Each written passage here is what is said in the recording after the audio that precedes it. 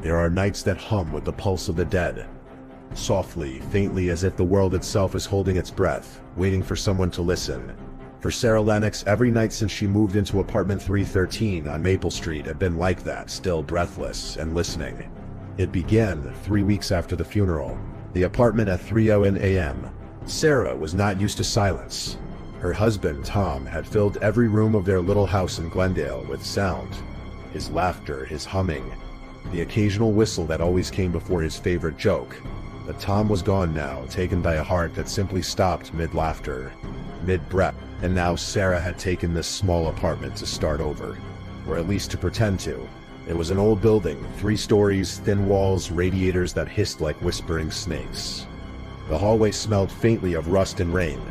Her neighbors never looked her in the eye. On the first night she slept poorly. On the second night she heard it. Knock, knock, knock. Soft. Precise. 3 taps against the door. Sarah sat up, blinking into the darkness. The red digits of her alarm clock blinked. She waited, heart thrumming, but no one called her name. She went to the peephole, nothing but the dim, yellow glow of the corridor lights. When she opened the door, she saw only the cold breath of the building's air conditioning drifting by like invisible smoke. The routine of fear.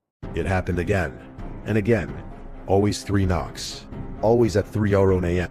Sometimes she thought she heard a faint breathing behind the door, as if someone was pressed close, listening back. She told herself it was a prank. An old building with pipes that knocked, maybe, but no pipe could whisper. Yes, on the 7th night, when her hand hesitated over the lock, she heard it. A soft voice, almost a sigh. Sarah, her name, drawn out like smoke. She slammed the bolt shut and backed away, trembling. The next morning she told the landlord. He was a thin man with half-moon glasses and eyes that never settled. Strange things happen here, he said quietly, as if to himself. You picked 313, huh? That one's been troublesome. Troublesome? Sarah repeated. He looked at her, the corner of his mouth twitching. Do yourself a favor, miss. Don't open that door. Not at 3. The recordings. Sarah tried to ignore it. She started sleeping with the TV on. She played ocean sounds, podcasts, lullabies, anything to drown out that cursed hour. But every night, just as the clock turned to 3:00, the sound came. Knock. Knock. And no matter how loud she made the television, she could still hear it, muffled, distant, but always there. So she decided to record it. She set up her phone by the door one night, camera on, light off. When she watched the video the next morning, she almost dropped her coffee. There was the knock. Soft, measured, but the hallway light flickered each time. And for a split second after the 3rd knock, just a flicker, there was a shadow in the peephole glass. A tall shape, still, waiting. The whisper of the dead. Sarah became obsessed. She started staying awake, eyes fixed on the clock. At 2:59 a.m., she would stand by the door, breath held, waiting. When the first knock came, she whispered back, "Who is it?" No answer. The next night she whispered, "Go away." Still nothing. And then on the 10th night, the voice returned, soft, fragile, heartbreakingly familiar. Sarah? Her blood ran cold. Because it was Tom's voice. Sarah, it whispered again. "Let me in." She stumbled back, shaking her head. "No, you're gone. You're gone." The voice sighed like wind over a grave. "I just want to come home." Her tears fell before she even realized she was crying. The memory. The next morning she drove to the cemetery. Tom's grave was exactly as she'd left it. Flowers wilted, the inscription simple. Thomas Lennox, beloved husband. She spoke to the dirt as though it might answer. "I can't do this, Tom. You can't be at my door. You can't be knocking like that." The wind moved through the trees, carrying the faint rattle of dead leaves. That night she dreamed of the door. She dreamed she opened it. And Tom was there, smiling, alive, but wrong somehow. His skin gray around the mouth, his eyes too black, too wide. When she woke, her pillow was wet, and there were 3 muddy fingerprints on her bedsheet. The next day, she found courage and desperation. She went down the hall and knocked on her neighbor's door. Apartment 301. A woman in her 60s opened it. Her hair was white and wild, her eyes sharp as needles. "You're the one in 313, she said flatly. "You've heard it, haven't you?" Sarah nodded. "The knocks?" The woman looked past her, as though the very mention might summon it. It comes for the lonely ones. The ones who lost someone. What is it? Sarah whispered. The neighbor's gaze hardened. It's not your husband, if that's what you're thinking. It wears the voices of the dead. It's old, older than this building. It wants to be let in. Sarah's throat tightens. And if I do, the old woman's lips thins.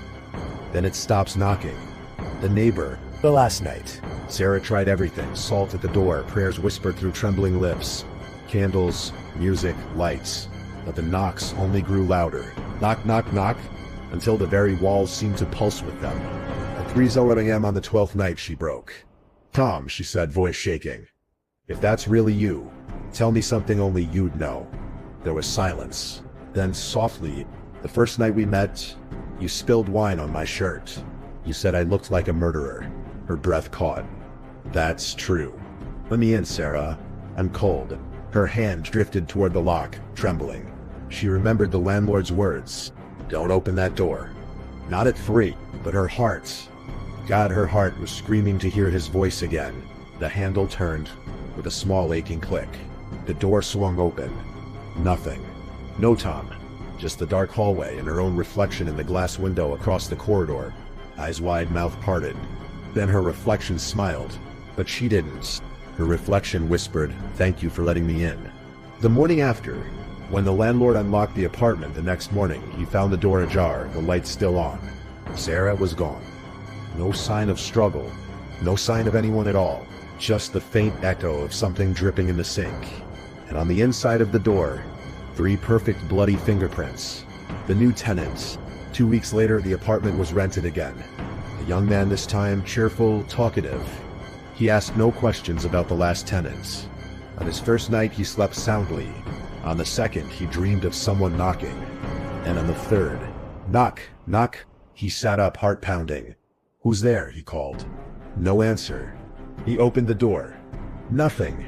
Only a soft whisper curling through the air, gentle, almost kind. Thank you for letting me in. Epilogue. The building that listens. They say the building on Maple Street still stands, though the landlord no longer lives there. Apartment 313 remains empty, its windows dark. But sometimes the neighbors say if you pass by at 3:00 a.m., you'll see movement through the glass. A woman, pacing. A reflection, smiling when it shouldn't. A faint voice that sounds like your own. Whisper, knock, knock, are you home? End of story. The knock that wouldn't stop. Written in the slow-burning poetic horror style of Ray Bradbury, where emotion, atmosphere, and dread move together like ghosts in the dark.